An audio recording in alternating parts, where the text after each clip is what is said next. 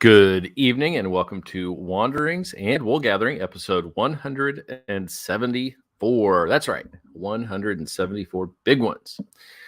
Tonight's episode, it's a little bit different than normal. We're not doing a full album. We're saving that for Sunday.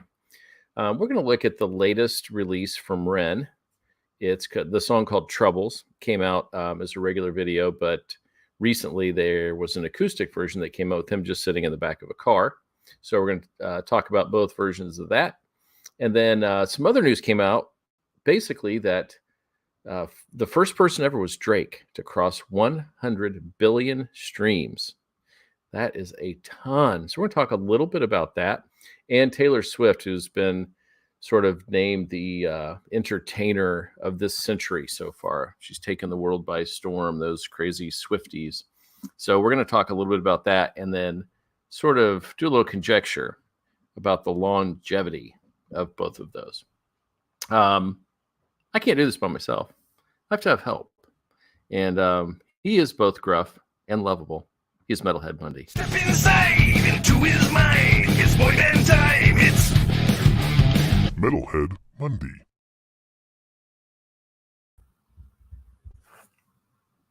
Hello, hello. Might be a little more on the gruff side this evening. Well, I did say gruff, but lovable. So gruff came first. We'll see. Had some, interesting, gruff, but gruffable. interesting goings on trying to get set up for the show. So, yeah, understood. I think everybody watching the show should pitch in and get Mr. Mundy some new equipment. What do you say? You just need to fork over $5,000. Could I do a GoFundMe and not feel terrible about that? I don't know if I could. Do you pay taxes? I mean, shouldn't feel bad about anything, right? We're already getting gouged by the government, so I say roll with it. Can't hurt. Hey, before we get started on the meat of the show, I took a screenshot of this ridiculous thing that I saw today, and you'll find it pretty laughable. And somebody posted it. And it said, all bands should retire at 50. Seeing aged rockers past their prime is embarrassing. I didn't read the comments. I hope people slammed them, but that was an actual post today. I mean, I would highly disagree with that. As you should. Imagine an old folks home. Everybody who's an old rocker has to go there and live. I mean, if it wasn't, I don't know. I feel like if it wasn't for musicians performing into, I'll just say past 50, I guess, because I don't agree with the past their prime assumption of that. There's several bands that I love that I would never have seen, bands and artists that I didn't get a chance to see them when I was a kid.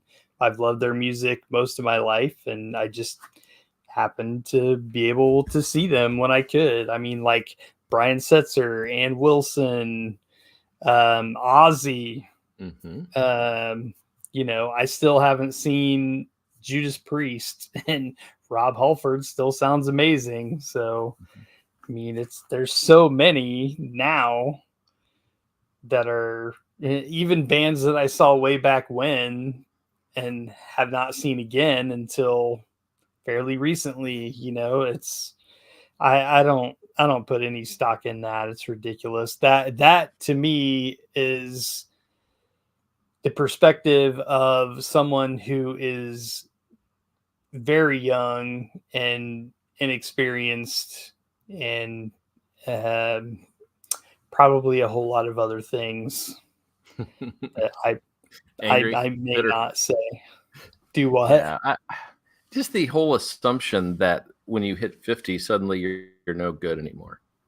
Or you have nothing to say because you're 50 years old, You suddenly just lose the ability to play the drums or guitar when you hit 50. Is that the deal? Yeah, it's crazy. Singers change, obviously, as you get older. Sure. Vocal cords naturally change, but that doesn't have to mean that you still can't sing or sound good. Lots of people over 50 to still sing. So, absolutely. Yeah. Yeah, I really wish I would have gone through the comments now because I imagine this person got totally trashed. I would hope so. 'Cause If not, there's a that's a lot of stupid dumb thing to people. say. Yeah, It that's just a dumb really thing to is. say. That's why there should be a license involved with social media. Take a course, earn a license. Crazy. So, speaking of crazy, 100 billion streams. Yeah, I don't know. Gosh. I wish it could have been somebody I gave a crap about more than Drake, because let's be honest, I think I can name one Drake song, and I'm not even sure if I have the name of that one right. So, you know, Yeah, this is the tough one for me because I don't like Drake. I don't think he's a good rapper. He's more, R&B. I just don't think his voice is that good, and his yeah, lyrics certainly don't speak to me, and they don't speak to the human condition. But I'm not the person, and I would assume you are not either, who goes to a club. And sure. I imagine that this would appeal to people who like to dance or go to clubs and are far younger than we are. I mean, yeah, it's just one of those things where this is not for me, and I mean, it's fine that it exists and whatever, but yeah, it's just not for me. So it's not something I concern myself with. It's not, that is an impressive feat to be sure. Um, I did it brings to mind the clip. I think I sent it to the group chat with you guys, but that clip of, or maybe Paul did, I don't remember, the Snoop Dogg clip where he's talking about his publisher contacted him and Yes. said get 1 billion streams on Spotify, and he got $45,000 for that, which is, Not even 45. Yeah. yeah, that's insane. And I mean, I don't know. I don't know how to fix that problem.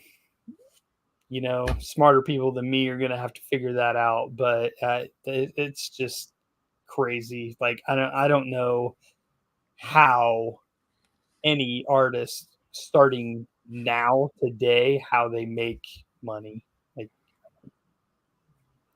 that's, I know. Apple pays twice that, and there's another one that pays a little bit more, but nobody uses it. yeah, But if even you take that, 1 billion streams, and say you make 90, I yeah, mean, it's still, insane. If you are not yeah, huge, you have no chance of making yeah, money in the music absolutely. industry, Right. which is crazy because it's the opposite as well. Anybody can make music. It's never Mm. been easier to put music out for the masses. It's just Yes. harder to make money on it. Right. So yeah, that is crazy. We're also going to talk a little bit about Taylor Swift. I think she might be making a little bit of money. So I'm going to say I used to really dislike her for no good reason other than I didn't care for her music. mhm. And somebody like that's so incredibly popular, easy target. They're easy to make fun of, and I think to a certain extent, they probably have to expect that that's going to happen. If you are so incredibly visible every single day, people are going to take shots at you, whether it's well intentioned or not. Mhm.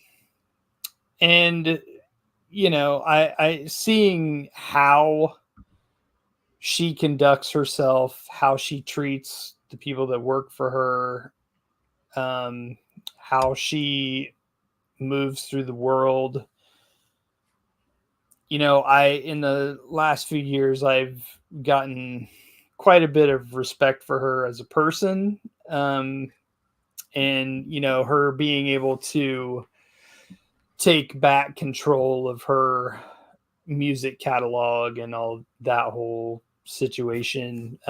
Good for her. That's the way it should be for everyone. unfortunately, we know the recording industry has never worked in the best interest of the artists. No. Especially when there is money that is being made. So, good for her on getting everything that comes her way. And, it's still, again, the music, it's not for me, but, yeah, that's pretty impressive. Yeah, I have nothing against her, and people picked on her for being at NFL games, but nobody cared when Eminem's there. Stupid. What I mean? Yeah, It's like, oh, it's awesome. He's at the Detroit game, and then it was like, oh, she's a no. I think what happened there, though, is that she is so incredibly huge that becomes the story. It's no longer a Kansas City Chiefs game. It's Taylor Swift is at the Kansas City Chiefs game. I don't know. I never felt that way watching the games. I just thought like they would go to the box and show her after her boyfriend scored. Yeah. Well, naturally, people care about her. Why wouldn't you? Yeah, I think that's what people got annoyed with, though. It's like, who cares if she's there or not? And you shouldn't. It doesn't matter either way whether she's there or not. Yeah, but and they're thinking, let's capitalize on the Swifties and get them into the NFL. Of course. If someone that's that popular, if someone's that is that popular is at your game, why would you not try to take advantage of that? But whatever. I don't. Honest to goodness, I don't get it. Like, I don't understand how people can't wait to see her. The movie that came out. Her lyrics are awful. They are so cheesy. Which, if it doesn't have good lyrics, I struggle with it a lot of times. And those are just brutal. And everything else just sounds like cookie cutter pop music. And I don't like pop music, so I'm already out. But and I definitely respect her. And so there's been a couple of charts that I looked at, and they sort of take into account streams versus the old days when they would sell records, and they would account for a certain number of streams would equal a song purchase, which would equal an album, and try to kind of even out over time. Right. Where do they land in sales and greatness? So who do you think she is on this list, number 10 of all time? Really? Sales. Who do you think would be in front of her? Wow. A couple are just obvious, but so this is what is the metric again? Essentially sales, music sales, physical singles, digital singles, streams, and studio albums. Obviously, she's going to be low on the studio album portion because we just don't buy physical music like we used to. Yeah. So the first one I would throw out would be one particular reason makes them come to my mind, but would be Pink Floyd, just because of Dark Side of the Moon. Yeah, they're number 7. Okay. Yeah. So, I mean, Dark Side of the Moon, that's the one that's like had been on the Billboard charts for decades. So how is that not on that list? But that's not necessarily a sales chart, the Billboard chart.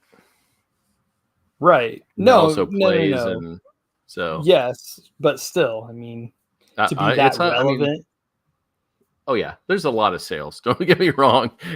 Like this has 170,000 album sales, or 170 million album sales, which is pretty high when you think about album sales. But number 1, you probably can figure out who is the greatest band of all time. The greatest band of all time? Oh, hold on. I did air quotes because you and I both don't love this band. Yeah, well, I mean, as soon as you say that, I assume you're talking about the Beatles. Man, my voice is something's going on here. Hold on.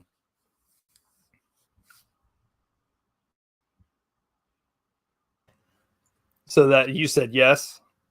Yes. Beatles are number 1. Mm-hmm. Other people that are on that list, I would probably say, I mean, if I'm just shooting shots, I'd say probably Michael Jackson. Number 2. maybe the Eagles. They're down a little bit. Okay. They're actually down quite a bit. Really? Mm-hmm. I mean, maybe Metallica. They're one of the biggest bands in the world. So They're 20. okay. All right. This is according to this metric. I mean, it's probably fairly accurate. Yeah. Rolling Stones. Yep, they're number 6. Okay. I was a little surprised that one was so high. Really? Mm-hmm. I mean, they're a very beloved group, but I don't feel like they were around. They got cut off quickly or short, so I feel like they didn't get to reach their full potential like they could have. Huh. Well, I'm not sure who that would be, but honestly, like I'm mostly trying to think of like the biggest selling albums of all time, like who has those. And I don't like AC/DC's on that list. Yeah, that's probably not a good way to go about it. AC/DC is 13 though, which is surprising that and that's surprising really, I guess. They were really hot in the 80s, so and that was the biggest time for album sales, so. Yeah. What about like Billy Joel, Elton John? Elton John is number 11, right behind Swiftie. Okay. Billy Joel is not in the top 20. Wow. I'm surprised by that. Number 3, okay. The King. Okay. So Elvis is 3. Sure. Number 4 is Queen. That's when I felt like they kind of got cut off a little short. Could have really expanded that catalog. Yeah, I'm surprised they're in the top 10. I mean, yes and no. I'll say that. Album sales, not so much, but other LPs and physical singles, they're really high. Madonna is 5. Okay. Frank Sinatra is 8. Wow. All right. Eminem is 9. Okay. And then it was like Elton John, Zeppelin, AC/DC, U2, Celine, Mariah Carey, Rod Stewart, and so on. Wow. Rod Stewart. Okay. The Hot Rod. Yeah. So here's my real question for you, because this is what I know that both of you or both of us do not love these two people. We don't really understand the love. Drake and Taylor. Yeah, but it's clear people love them. They are a phenomenon. Sure. Will they be talked about in 30 or 40 years the way we talk about the Beatles or the Stones or Zeppelin? Have they made a mark enough musically, not just as a movement or something with kids, but have they made a big enough musical mark that we'll talk about them? That's hard to say. It really is. Cultural significance seems to be measured very differently now. Those two have definitely broken through and obviously risen to the top of that conversation of what is culturally relevant at this time.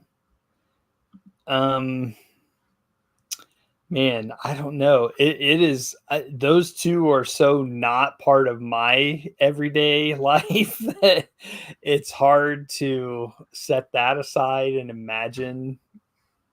I don't know. I would be shocked if both of them are still so incredibly beloved like 30, 40 years from now. I would not be I feel like it's going to be one or the other, and I would almost bet that it would, of the two, it would be Taylor Swift. Yeah, but I think you're probably right. Who knows? Yeah, you just kind of look back, and why do we still talk about the groups that are at the top now? Do they have any of those marks? The Beatles were so instrumental in changing music. They were so influential to so many bands. So we can track back to that, Madonna is still being talked about, so I'd say it's possible. The Material Girl. everyone is very concerned with what she's doing and who she's dating. So still, Yeah. She's very artsy. I don't know that Taylor is as artsy. I don't know. Maybe I'm wrong. I think that was part of the see, thing with that's Madonna the was thing. what will she do next? Yeah, I feel like honestly with both of these artists, but what you just said about Taylor Swift is like, that's again, that's not like she's not in my head 24/7. So I don't follow her.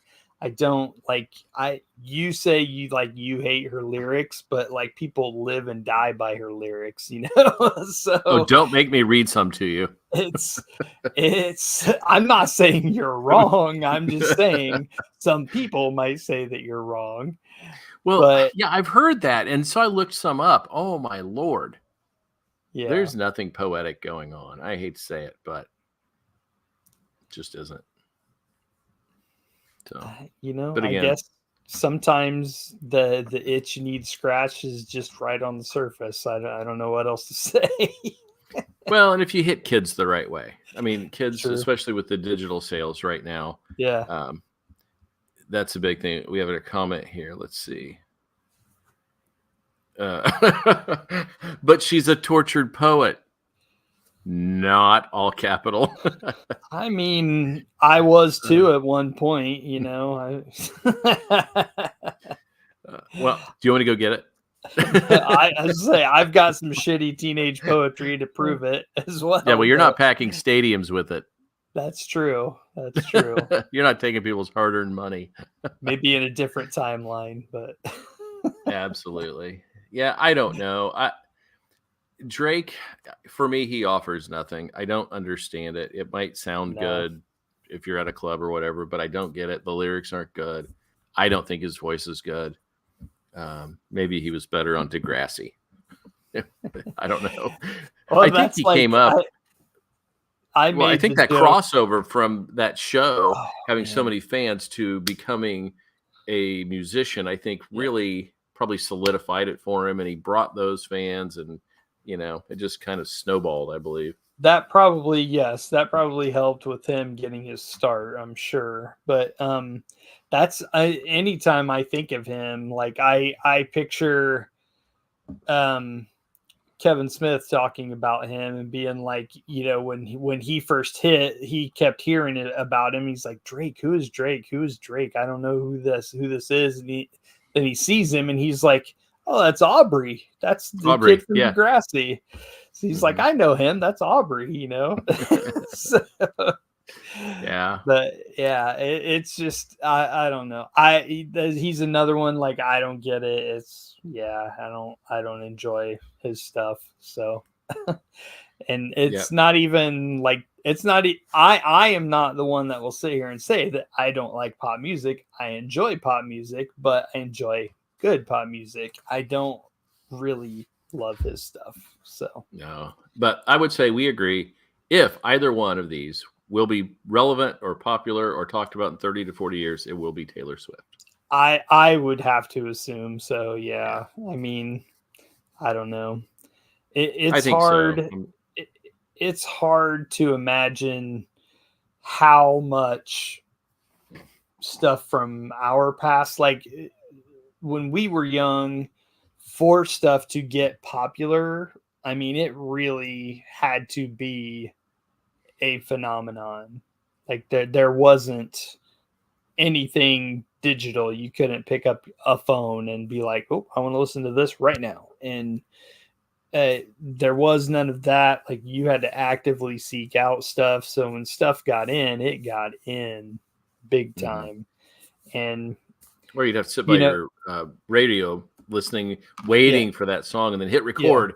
That way you'd have a copy of it, unless you went out and bought the physical copy, which and I feel like back then you couldn't buy everything. Like you might have loved a ton of stuff, but you couldn't buy everything because you're a kid or young adult. So think about the number of albums and musicians you listen to now. You could not buy everything that came out by them unless you wanted to be poor. Oh yeah, no way. I mean, I make my own money now. I'm not a kid that's depending on my, hey, mom, Mhm. can you buy me this CD or whatever, like, and I still I don't spend that much money on physical things. So I try to support who I can, and I'm not always able to do that. So, it is what it is. And unfortunately, you know, that's just the way it goes. But I don't yeah, I don't it's so different now. It's just like it's almost impossible to guess what's gonna last. Mhm. Yeah, because everything's throwaway. Yeah. Oh, you're right.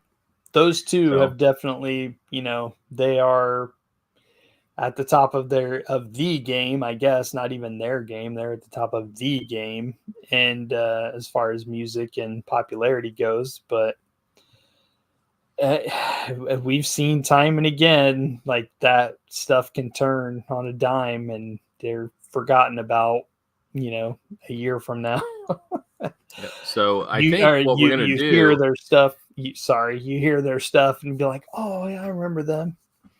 Well, what I was Or gonna say is I forgot about that one. we're gonna put it on the schedule right now. When we're 80, we're coming back, and we're Yeah. gonna talk about did she make it? Are we still talking about Taylor Swift? So put it down, people.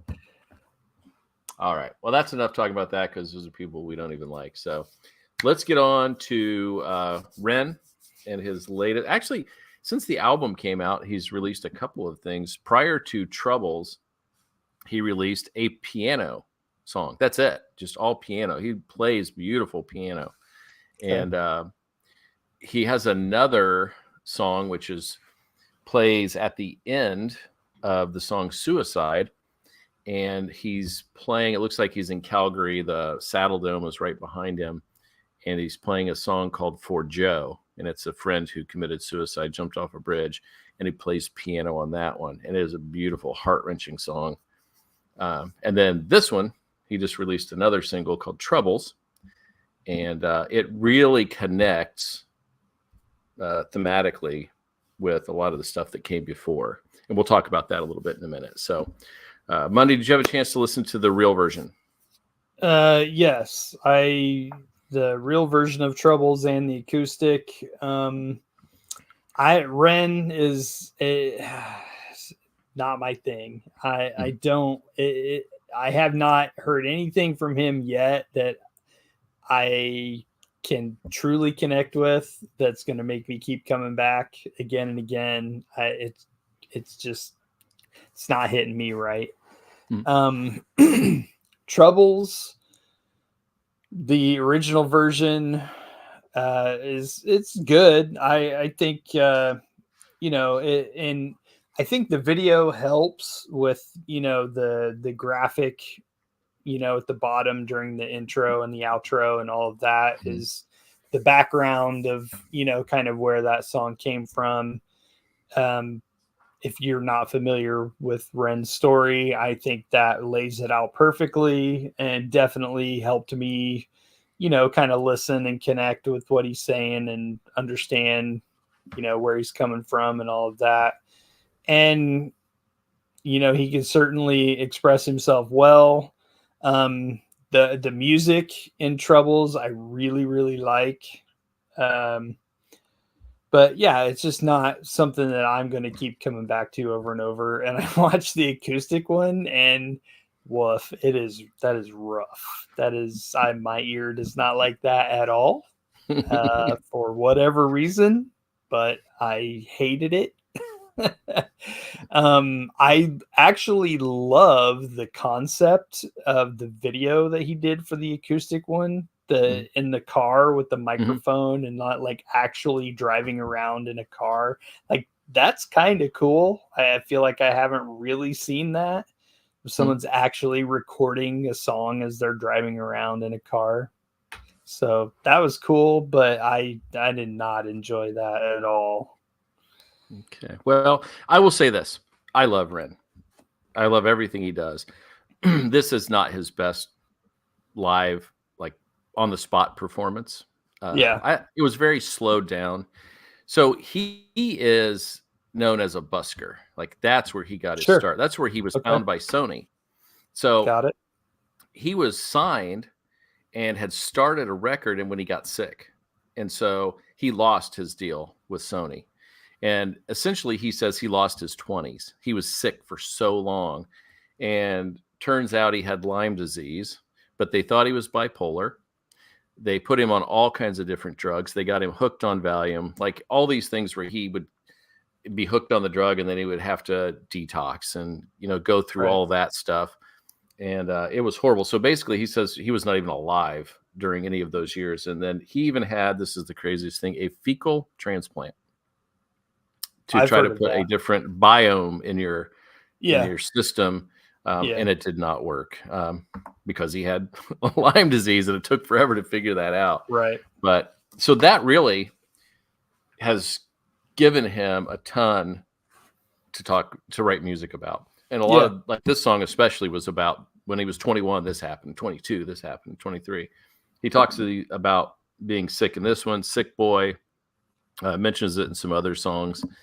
But the cool thing that comes out in a lot of his other songs is the perspective that he got while not being able to do what he loves. And I don't know, did you have a chance to listen to Money Game? No. So Money Game is part 1, 2, and 3, and it builds up basically talking about how money works and greed and capitalism. And then the last part 3, is it takes you through a guy's life as he's gotten everything he wants. Greed, greed, greed. He's, but in the end, he had nothing. And so it's kind of like his perspective on life, that money isn't it. It's the experience of living and all those kind of things. So I don't know. Over the last year, I found him and Sleep Token. Those are like the 2 new ones that I've just fallen in love with and listen to all the time. And I could listen to Ren every day. Troubles is really strong, and it fits perfectly with the record. It could have been on the record, actually. So my take. Yeah, I don't know, for whatever reason, I have not connected with his music.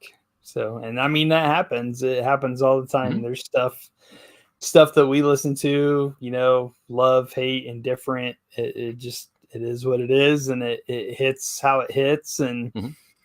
I feel like in recent years, I definitely feel like I am starting to spend a lot of time with things, I don't know, not necessarily old, but new stuff is harder and harder to break in for me. I think Sleep Token was, like I've said before, that was my album of the year last year. I absolutely loved them. But stuff like that hitting me in that way to where I'm like instantly, oh my gosh, I love this, I have to check out everything they've ever done, is fewer and farther between. Right. So I'm going to challenge you before Sunday. I want you to listen to Money Game Part 2 and the 1990s by him with Lacey. Okay. I think she'll dig it. I think she'll crack up. The 90s you'll love because there's about 100 references that you'll get. Okay. So just are there for fun. videos for both of those? Money Game has a video. 1, 2, and 3 all have videos for it. And then 1990s is off his first record. I don't think there's a video. Okay. You don't need it. You'll just be like, Pokemon. Star Actually, Wars. I have heard 1990s because I have listened to his first album, or at least most of it.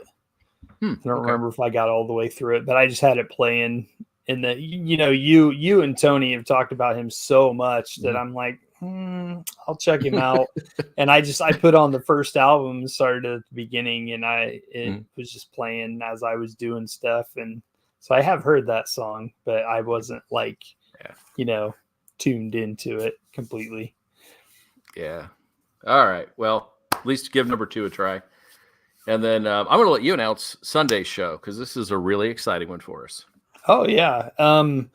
So friends of the show, Jack the Radio, anybody that listens to this show is probably sick of hearing about them, but we don't care because we love them. No, we don't. They have a brand new album. They've been putting out singles here and there over the last several months, and they have a complete brand new album dropping as we are recording this. It comes out tomorrow on June 21st. So very excited about that. They've got all kinds of stuff they're doing this weekend for album release, parties, shows. I think they have a beer that they're debuting Saturday at their album release party, in North Carolina, and I would love to be there for all of that. But actually, Kevin, the drummer, he told us he's from here where we live, and but he told me that if I left at 9 a.m. Saturday, I could make it to their show by the time the opener starts. So I was like, oh, well, that's tempting. No. Come on, get moving. Yeah. Drive 12 hours and go right to a show. But anyway, so yes, I wish I could be there with them for all of that, but we can't. But yeah, their new album comes out tomorrow. So I think we're going to, listen to it for a couple of days and talk about it Sunday. Yes, that is true. This just in. So on July 24th, the new Beauty and Chaos comes out. Just got a message from Mr. Michael Saravolo, who would like to do a chat with us on the day of or close to of the album release. So put that on your calendars in July. Michael Saravolo will be on the show. And I suspect we'll have another one of the Jack the Radio members on the show in the future too. Oh, I'm sure. I hope so. Michael, man, he's great. He's so gracious with his time for us. I don't know why he loves us so much, but I'm glad he does. So I don't know what he gets out of this relationship, but we enjoy talking to him and Tish. So I'm just glad that we have loved everything they put out, because I don't know if I have the heart to tell them if I don't like something. Well, I mean, that Beauty and Chaos stuff, like it's right up my alley. That's another thing that I will say in the last couple of years that I've gravitated to a lot more is that just, I don't even know what to get, like that kind of like mopey, sad boy, post-punk, kind of, synth poppy stuff. Like just the last couple of years, man, I am just all about that. Listening to, The Cure and Susie and just all that stuff. I have a new wave mix I play at work all the time while I'm working. Yeah. Just put it on the background. So it is so I've good. got a couple of playlists that I hit quite a bit. I don't care what the kids say, Mundy. We grew up in the greatest era for music. Period. The end. People used to talk so much trash about 80s music, and gosh, it's kind of the best. Well, I just say 80s, 90s. Some 80s was brilliant, and then it just segued perfectly into a brilliant 90s. Like, we got the best of both. Yeah. So, and we're at the right age for both. Yeah, 90s I struggle with a little bit. There's a ton of great music, but man, metal, I'm a metalhead, and metal took quite a beating in the 90s. Well, it all became alternative for quite a bit of time there. Yeah. But anyway, all right, so that is it. Mr. Mundy, where can we find you until we see you again on Sunday? Well, I'm always on Instagram, just my handle on the show at Metalhead Mundy. Metalhead Mundy, yes. And you can find me, Foggy's Pal, on Twitter and, the X, and on Instagram. And you can find album reviews, comic reviews over at wanderingsanwoolgathering.com. Please come back Sunday as we review the latest from Jack the Radio. And until then, we are out.